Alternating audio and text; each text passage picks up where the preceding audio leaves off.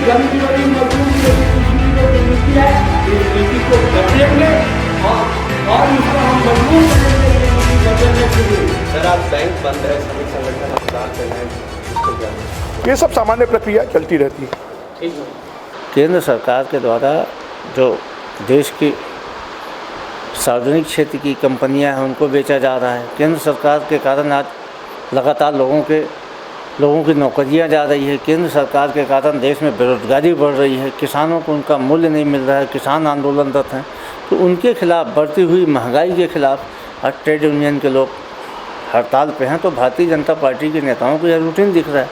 ऐसा कब स्थिति बनी कि 2 दिन तक लगातार देश भर में हड़ताल है केंद्र की नीतियों के खिलाफ? तो ये भारतीय जनता पार्टी की असंवेदनशील और गैर जिम्मेदाराना बयान है और इसकी हम कड़ी निंदा करते हैं। अभी हमारा देश 2 विचारधाराओं के बीच में फंसा हुआ है। एक तरफ निजीकरण की नीति है, तो दूसरी तरफ जो एक ट्रेड यूनियन है जिसमें 10 संस्थाएं हैं, वो चाह रही कि निजीकरण ना हो। निजीकरण के पक्ष में अभी प्रधानमंत्री मोदी जी हैं, लेकिन इन लोग का कहना है, जो ट्रेड यूनियन है, कि भारत को ठगा जा रहा है। पैसा कुछ उद्योगपति अडानी और अंबानी के पास जा रहा है, जिनकी संपत्ति इस कोरोना में 450 गुना बढ़ी। रेलवे की बात करें तो रेलवे का निजीकरण हो रहा है और आज जो प्लेटफॉर्म टिकट है कहीं कहीं 50 रुपये से लेकर 10 रुपये तक की है। अभी तक जो है रेलवे में सामान्य टिकट चालू नहीं हुई। बैंक के बारे में बता देता हूँ, बैंक की जो इनकम है 20 गुना बढ़ गई है, लेकिन बैंक के साथ ये हुआ कि बैंक में एम्प्लॉय नहीं बढ़ाए गए, जिसके कारण बैंक कर्मचारियों और उनका आरोप है कि बैंक स्वाभाविक है, जब 20 गुना आय बढ़ गई बैंक की, 20 टाइम्स जब बढ़ गई, तो 20 टाइम्स कम से 10 टाइम्स कर्मचारियों की संख्या बढ़ाना था, नहीं बढ़ाई गई, जिसके कारण ये हुआ है कि बैंक की सर्विसेज प्राइवेट बैंक के मुकाबले कम है। जबकि जितने भी लोन होते हैं बैंक देता है, चाहे वो युवा हो, चाहे बेरोजगार हो, चाहे कृषि हो। हाँ बताएं, मैं कुछ बातें बोला हूँ, उसमें कितनी सही है कितनी गलत है?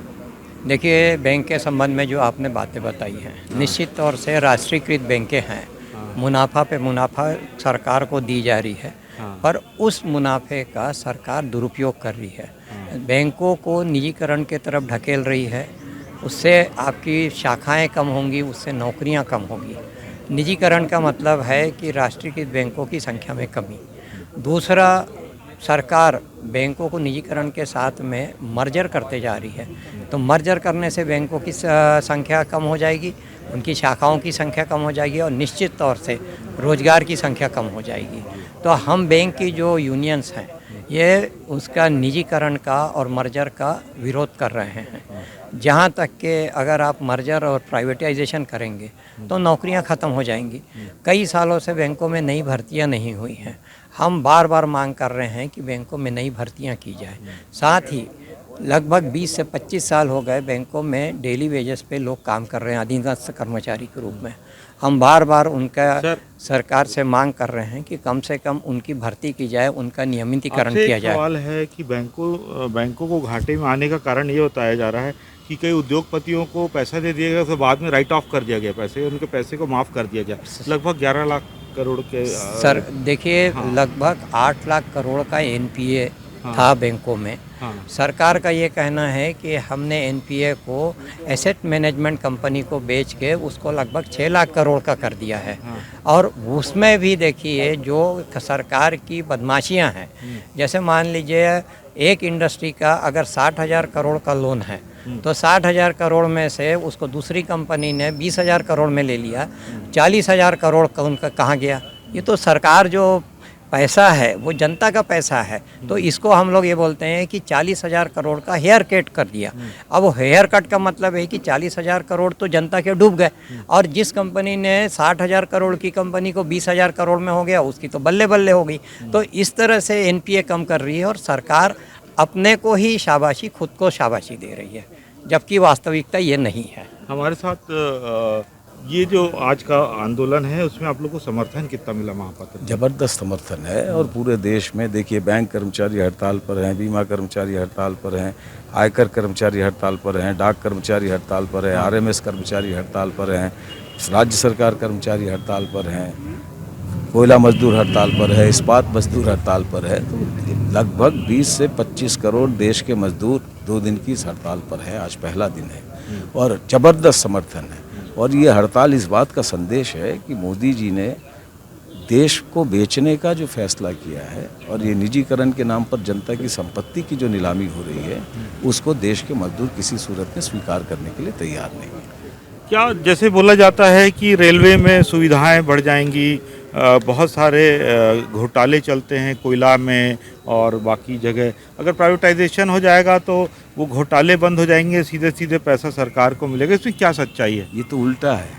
हाँ, आप देख लीजिए, अभी जैसे आप रेल की सुविधाओं की बात कर रहे हैं, कोरोना की आपदा के दरमियान सरकार ने ट्रेनें चलाई नहीं और उसका नतीजा है कि लाखों की संख्या में प्रवासी मजदूर सड़क पर चलने के लिए मजबूर हुए। उनमें कई लोगों को सड़कों पर अपनी जान देनी पड़ी। रेल की कौन सी सुविधा का आपने बढ़ोतरी किया? बल्कि जो पैसेंजर ट्रेन थी, लोकल ट्रेन थी, उसको प्रीमियम ट्रेन बना दिया आपने। जिस सफ़र के लिए रायपुर से भिलाई का सफ़र जो 10 रुपये में होता था, उस पर 30 रुपये आपने वसूलना शुरू कर दिया। तो ये तो लूट है और इससे रेलवे का कोई सुविधा नहीं बढ़ने वाला है, बल्कि उल्टा है। रेल आज मुनाफा दे रहा है, वो मुनाफा चाहिए निजी कंपनियों को, इसलिए सुविधाएं देने के लिए रेल का निजीकरण नहीं है। रेल जो मुनाफा कमा रहा है उस पर निजी कंपनी का नियंत्रण चाहिए। दूसरा सवाल, अगर निजीकरण हो रहा है और लोग इतने बेरोजगार हैं तो लगातार ये सरकार जीत कैसे रही है, ये सवाल उठता है। आज आप देखिए, कांग्रेस आप लोग का समर्थन करती है, यहाँ धान खरीदी चल रही है कांग्रेस की नीति के हिसाब से, जो गरीबों तक पहुँच रहा है, अपने आप बाजार उठ रहा है, लेकिन ये लगातार ये जीत कैसे रहे हैं? ये क्या हिंदुत्व लोगों के दिमाग में समझो? देखिए, 2 बातें हैं। एक बात है कि सरकार जो है हर अपने एजेंडे को, हिंदुत्ववादी एजेंडे को ला रही है और हर सवाल का जवाब हिंदू मुसलमान के रूप में देने की कोशिश कर रही है। लेकिन इन्हीं चुनावी जीत के बीच में उत्तर प्रदेश में भारतीय जनता पार्टी की 55 सीटें घटी है। इन्हीं चुनावी जीत के बीच में भाजपा के खिलाफ जो जनता का गुस्सा है, रोष है, असंतोष है, बढ़ा है। ऐसा कम हुआ है ऐसा नहीं है, वो बढ़ा है। छत्तीसगढ़ में 15 साल की भाजपा सरकार 15 सीटों पर निपट गई।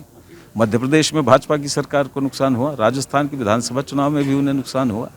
तो ऐसा नहीं है। और असली बात यह है, हर चीज़ हम समझते हैं कि ये सरकार जो है केवल चुनावी राजनीति के दृष्टिकोण से ये नीतियों को निर्धारित कर रही है। और देश के मजदूर और किसान का ये कहना है कि केवल चुनावी राजनीति नहीं, देश के भविष्य के लिहाज से देश की संपत्ति का अगर निजी हस्तांतरण होगा तो देश की आर्थिक राजनीतिक स्वतंत्रता कायम नहीं रह पाएगी। क्या कारण है कि आप लोग अपनी बातों को नहीं समझा रहे हैं, या आप लोगों की जो समर्थक पार्टियां हैं जो आपकी नीतियों का समर्थन करती है, चाहे CPM हो, चाहे कांग्रेस हो, जो भी है, समाजवादी हो, क्या कारण है कि तब भी आप लोग समझा नहीं पा रहे और लगातार भाजपा जीत रही है? कहाँ कमी रह गई है? क्या हिंदुत्व लोगों के सिर में चढ़ गया? नहीं, लेकिन देखिए, हिंदुत्व लोगों के सिर, असली बात यह है कि देश के अंदर जो जनता के साथ संवाद के जो माध्यम है, उन माध्यमों को आज पूरी तौर पर नियंत्रित कर लिया गया है। और केवल जनता के साथ संवाद के सारे माध्यमों को नियंत्रित नहीं किया गया है, बल्कि देश की सत्ता या देश का शासन चलाने के लिए भी जो सारे औजार हैं उनको भी जो है नियंत्रित कर दिया गया। अब आप, मैं एक उदाहरण दूंगा आपको। आप चुनाव की बात कर रहे हैं, भाजपा जो है आसाम में चुनाव जीत कर आई, लेकिन भाजपा जो है केवल 0.1% के मार्जिन से चुनाव में दोबारा जीत कर आई। पश्चिम बंगाल के चुनाव हुए, भाजपा को नहीं मिला कुछ। केरल में चुनाव हुए, 1 सीट थी, भाजपा खत्म हो गई। तमिलनाडु में चुनाव हुआ, भारतीय जनता पार्टी कहाँ है? तेलंगाना में चुनाव हुआ, भाजपा कहाँ है? हैदराबाद के नगर निगम के चुनाव को जो है हमारे देश के गृह मंत्री जो है वो देश के लोकसभा के चुनाव की तरह लड़ रहे थे, लेकिन उसके बावजूद उनको चुनावी सफलता में नहीं मिली। तो इसलिए जो है जनता चीज़ों को नहीं समझती, ऐसा बात नहीं है। और दूसरी बात ये है, हम तो सारे राजनीतिक पार्टियों से सवाल उठा रहे हैं ना कि ये जिन 12 सूत्री मांगों को लेकर हम लड़ाई के मैदान में हैं देश के मजदूर, वो केवल किसी एक राजनीतिक पार्टी का प्रश्न नहीं है, वो देश के भविष्य के साथ जुड़ा हुआ प्रश्न है। अगर मान लीजिए सार्वजनिक क्षेत्रों का निजीकरण होगा तो उसका एक बड़ा सामाजिक परिप्रेक्ष्य है। आरक्षण का क्या होगा? जो सार्वजनिक क्षेत्रों ने रोजगार उपलब्ध कराया देश की भावी पीढ़ी के लिए, आज जो बेरोजगारी चरम पर है, उनके भविष्य के रोजगार के अवसर का क्या होगा? तो ये केवल मजदूर अपनी मांगों के लिए नहीं लड़ रहा है, ये देश की आर्थिक राजनीतिक स्वतंत्रता और देश के भविष्य के लिए भी लड़ रहा है। चलिए, बात करने के लिए धन्यवाद। देखते हैं कि आप लोग की बातों को कितना जनता समझती है और उस हिसाब से देश के लोकतंत्र पर जनता परिवर्तन समझ रही है। आज अगर 20 करोड़ से 25 करोड़ देश के मजदूर अगर सड़कों पर हैं और उसके लड़ाई के साथ देश के किसान आंदोलन अगर सड़कों पर हैं, तो यही वास्तविक जनता है और निश्चित रूप से ये जनता ही जो है भावी तस्वीर को तय करेगी। अब मैं आपको इस एक बात का और खुलासा करता हूं कि आज तक ट्रेड यूनियन ने 21 हड़तालें की हैं और उसमें मैं इनसे बात करता हूं कि कितनी हड़तालें किस सरकार के ज़माने में हुई। कांग्रेस के जमाने में सबसे ज़्यादा हड़ताल हुआ है, लगभग 20 हड़ताल हुआ है। और भाजपा के ज़माने में अभी ये दूसरा हड़ताल है, नहीं तीसरा हड़ताल है, इसके पहले भी एक हड़ताल हुआ। अच्छा। और ये हड़ताल की सिलसिला शुरू हुआ 1982 से, जब इंदिरा पहली गांधी जो कांग्रेस की जो हड़ताल, कांग्रेस के ज़माने में जो हड़ताल थी, उस समय आप लोग का मुद्दा क्या था? उसी समय यही मुद्दा था, उदारीकरण के खिलाफ, निजीकरण के खिलाफ, वैश्वीकरण के खिलाफ। आप याद करिए, अगर आपको याद है तो, कि 19 जनवरी 1982 को भारत बंद हुआ था। मैं खुद उस भारत बंद में गिरफ्तार हुआ था रायपुर में। वो उसका मुद्दा क्या था कि वो जो IMF वर्ल्ड बैंक के सामने शर्तों को मंजूर किया, ट्रेड यूनियन अधिकार को छीन लेंगे, किसानों के अधिकार को छीन लेंगे, डेमोक्रेटिक अधिकार को चलने नहीं देंगे और पीछे की दरवाजा से तमाम तानाशाही नीति लागू करेंगे, इंदिरा गांधी की ये शर्त थी। उसको CITU की तरफ से हमने पर्दाफाश किया था, बोला था ये गलत है, और एक दिन के स्ट्राइक हुआ था, वो भयंकर स्ट्राइक था, फर्स्ट स्ट्राइक, भारत बंद। उसके बाद से तो लगातार कितने सारे स्ट्राइक हुआ। मोदी के ज़माने में ये दूसरा स्ट्राइक है। तो वही मोदी कैसे बोल सकता है कि हम भाजपा विरोधी है? हम भाजपा के नीति के विरोधी है। हमारा देश किस तरफ जा रहा है? ऐसी जो नीति, हमारे देश अभी दो राह में खड़ा है। नहीं, जैसे अगर जो मोदी जी की विचारधारा है प्राइवेटाइजेशन, उसके बाद क्या होगा हम लोगों का? आप मुझे ये बताइए, हाँ, ये पब्लिक सेक्टर अंडरटेकिंग किसका संपत्ति है? गवर्नमेंट का है। गवर्नमेंट किसकी है? जनता की। हाँ हाँ। ये सोचना सरासर गलत है कि हाँ।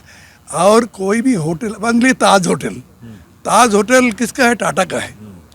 ताज होटल का मैनेजमेंट की जिम्मेदारी किसका है? मैनेजर के ऊपर। क्या ताज होटल के मैनेजर तय कर सकता है कि ताज होटल बेच देंगे? नहीं कर सकता। नहीं, सरकार, यानी सरकार हमारी मैनेजर है। हाँ, सरकार हमारी मैनेजर है, पब्लिक सेक्टर के मालिक नहीं है। तो आम जनता के तरफ से आपको 5 साल के लिए ठेका दिया गया कि 5 साल रहोगे और ये मैनेज करोगे। इसको बेचने का ठेका नहीं दिया आपको। नाम बताएं। बी सन्याल, अध्यक्ष, centre of trade union, CITU, Raipur, Chhattisgarh. बात करने के लिए धन्यवाद। ये हम सन्याल जी से बात कर रहे थे। 2 विचारधाराओं पे हमने चर्चा की है। RPL न्यूज़ से देवाशीष, रायपुर, छत्तीसगढ़।